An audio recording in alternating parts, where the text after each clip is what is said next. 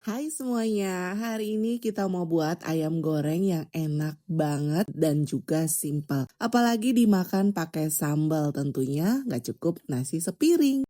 Yang pertama, siapkan 1 ekor ayam potong jadi 12 bagian. Tambahkan 1 butir telur ayam. Dan di sini aku pakai 1 bungkus racik rasa sayur asem. Kita tuangin aja ya teman-teman seperti ini. Tambahkan tepung maizena sebanyak 4 sendok makan, kemudian ini kita aduk aja. Kalau sudah tercampur rata, istirahatkan ayamnya selama 30 menit. Sambil menunggu ayamnya dimarinasi, kita mau buat sambalnya. Iris 10 siung bawang merah.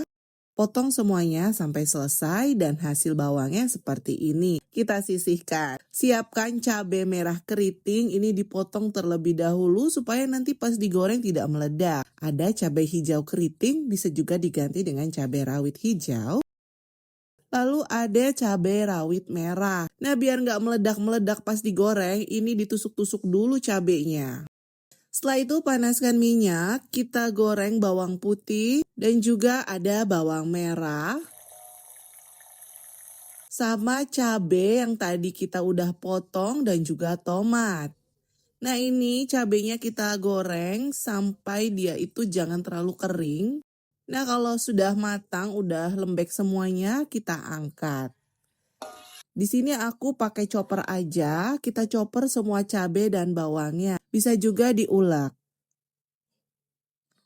Setelah dihaluskan, maka hasilnya jadinya seperti ini. Nah, bawang merah yang diiris tipis tadi kita goreng terlebih dahulu dengan minyak secukupnya aja. Kalau sudah berubah warna seperti yang ada di dalam video, kita masukkan sambal yang sudah dihaluskan. Setelah itu aduk rata. Kalau sudah tercampur rata, tambahkan perbumbuannya. Di sini aku menambahkan 1 sendok makan gula merah, gula pasir, kaldu bubuk, dan juga garam sama terasi yang sudah dibakar. Kasih juga micin kalau suka, lalu masak sampai sambalnya matang.